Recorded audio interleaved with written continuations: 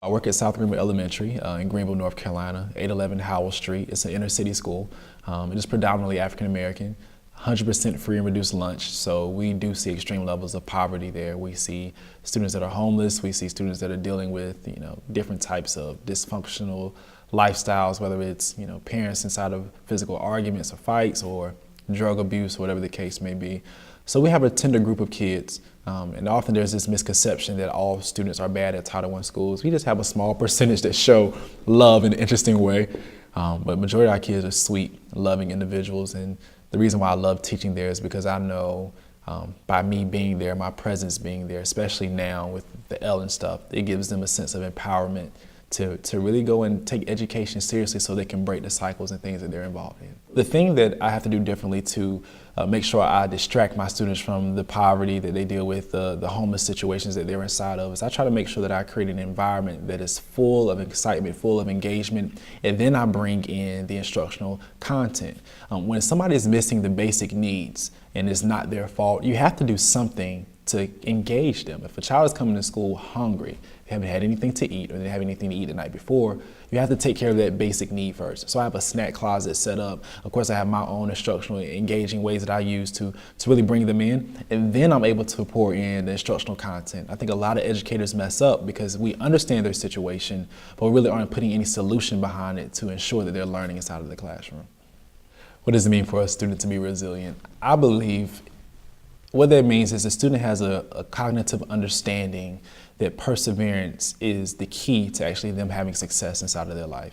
When you come from those different types of environments or involved in those type of situations, perseverance and having a tenacity to continually fight is extremely important. In my classroom, I model that for my students. We talk about it, and then I work with them through the ideology of perseverance by giving them a strenuous task and see how far can they go before they break.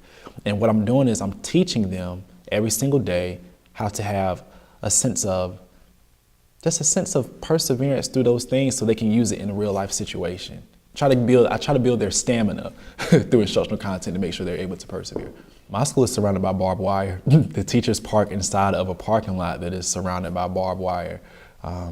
They started to, funny story, after we went on Ellen, the next day they said people from county office were coming to the school pointing at things because it was displayed into the national world what it really looks like.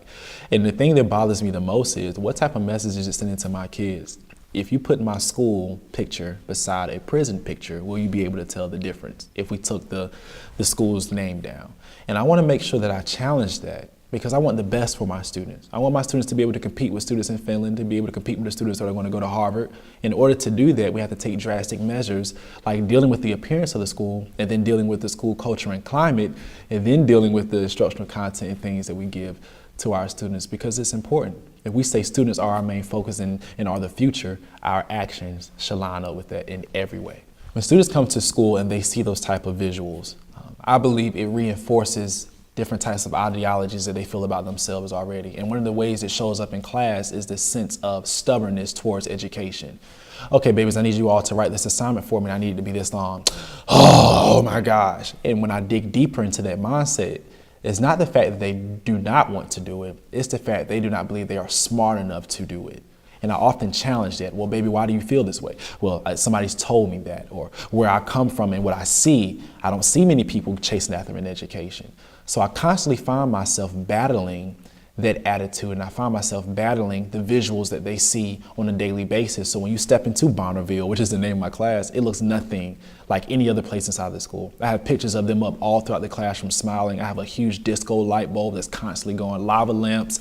We have music constantly playing. When they have to answer a question, they have to stand up on a chair or on top of a table. I have them leading the classroom in the morning. I try to change the entire environment within my classroom to distract them from the negativity that they deal with and the dysfunction that they deal with, to make sure that they can come to school prepared to learn, ready to have fun to learn. Because we know education is the key to breaking all types of lifestyles and things that they may be dealing with. What they're finding now, students of color, if they have a teacher of color, the dropout rate decreases and they're actually performing better in the classroom. Now, there hasn't been extensive research to find out if multiple teachers of color help students of color, but they have determined that one factor. And I think it's important inside of my classroom because they do not see a male like me. And the fact that after Ellen and Mr. Bonner, you can Google him, they come to class every day with this expectation. So often I do wear a suit, and initially they'll be like, Mr. Bonner, why you have on church clothes? That gives me the opportunity to open up the conversation about CEOs and businesses and people that really have money dressed professionally. And I just think it's important to give them that visual, because I remember having 2 or 3 individuals in school that gave me that visual, and they always had money. They'll pull out a wad of money and they'll give it to kids that are doing good. And I'm like, man, where is he getting all that money from? I want to be like him. And I think giving those students that visualization, especially for my African American boys, is extremely important. They're underperforming inside of the achievement test. They are with a standardized test. They are not doing well as far as suspension rates. The statistic is 1 out of 3 African American males are projected to go to prison. Somebody has to step in. And what a better place is to be inside of the classroom. I use money inside the classroom as a tool. I have found out that we tell students the importance you should come to school and get an education. For what? You tell them now for what? You get an education so you can actually able to empower yourself, so you can have some type of earning power, whether it's to create a business or to be a part of a business. And when you start drawing that connection in very early inside of 2nd grade, their mindsets change. When I was teaching math, even now, we've been doing skip counting by 10s, 5s, and 100s. Students absolutely struggling with it. I said, okay. I took some money out of the bank and we were skip counting by 100s, and I just pulled out the blue 100 and their eyes was like, and I let each kid touch it, and it's killing so many different visualizations in that moment. Number one, they know Mr. Bonner is not doing any illegal activity. He's a businessman. They're holding the money in their hand. First thing, I want to get what he has. Number 2, it's an actual real manipulative to actually help them count. So I use money as a psychological tool, like I told Ellen, to really engage my students and get them prepared for real life. Through relationships and all the people that are supporting, Mr. Bonner and the vision that I'm after with my students, I really began to watch my students and build a relationship with them. They love all types of music, but during that specific time, OT Genesis was just a very popular song. I used to come to class, push it, push it, push. I'm like, what is that song? So I would play the instrumental while we're working, and they're just eyes brighten up and they would get back to work. So I was like, I'm gonna go home and change the lyrics to this and put the instructional content from the Common Core Standard in the song. Now, there's been tons of educators that have done that before. Ron Clark, he's a sort of a pioneer for that. He's a great mentor of mine, and so many others. But I decided to just do that inside of my classroom. And the results were amazing. Everybody loves music. It has a way of touching our soul and moving us. It has a way of shifting our emotions. Was it tough getting my school and team and district level on board with the teaching methods and standing on tables and things? I honestly didn't even consult with them. I know the talk that I had with my administrator was, I want to be a better teacher every year that I come back. Every year we should be better. And she's always been down for it, as long as it's in the legal, parameters. So they have been supportive, and they are still supportive to this day.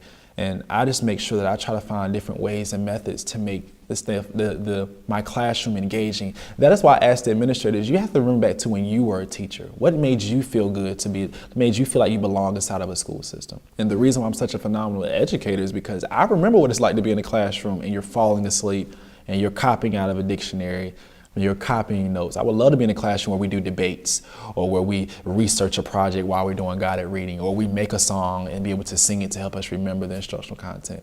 And once the district found out about that, they have been on board since, and I'm grateful for them. I think people often are frustrated with social media because they do not fully understand it. I said today that Twitter is a great place for professional development, and people laughed. But what people do not know is a lot of things I get from Twitter. Educators tweeting out how they feel throughout the day. Educators sharing different research-based articles that they found interesting in their classroom. You can't be afraid of something that you do not understand. Try to understand it first, and then decide. If I could tell any school leader how to encourage creative teaching methods and things inside of their classroom, the first thing I would do is I would approach to educators in a way of support. And make sure that if the idea is trash, the idea is just trash, right? But give them some freedom. I had a teacher reach out to me. I was doing something in my classroom. I usually post to Instagram with what I'm doing. And I had my kids writing on a table with expo markers. Of course, they clean the tables off so the janitors won't do it. Of course, they're responsible for not ruining the markers. One teacher came and told me, her administrator came in and was infuriated that her children were writing on top of the tables with an expo marker. And I'm just like, okay, I hate that for her. because it's just a cool way to save paper. And number two, they can actually collaborate with the person beside them to see, okay, am I doing this step, this mathematical procedure right? So I would say encourage your educators, support them. If the idea is not working out and it's been evidence-based that it's not working out, it's an old practice, I understand. But if your teacher wants to come in with a new experiment or some type of idea or theme, support them. You never know what that idea can do. The very first person I sent the music video to was my administrator. I have the text message in my phone. Phenomenal way of putting music in with instructional content. I'm proud of you. Next thing I know, I posted the next day, and then we're here. If I want to pass information on to educators that I've learned in this short 5 years of being an educator, two things. Number one, you are the gatekeeper to information. You have the ability to expose your children to knowledge and things that will help them break down walls that are set up against them. We know that if children come from a single parent home, they've already been put behind the line. And we know if they come behind reading in grade, if they're not reading on grade level at the current grade they're in, they're more than likely are going to higher risk of dropping out. We know these things. And since we know these things as educators, the second point is we have to find a way to create a world in our classroom that is intoxicating to the point that kids and adults want to come to your classroom. We have a procedure at my school because I have 50 kids that try to rush into my classroom that are not my students every morning just to say high five, just to see the new pictures that I have up of the kids on the wall, just to see the disco ball going and trying to figure out how does he have that in his classroom. Once you understand that you're a gatekeeper to knowledge and information that can break the poverty cycle, you have to understand that your world, your classroom is your own world, and you can make magic literally happen in there every single day for those students.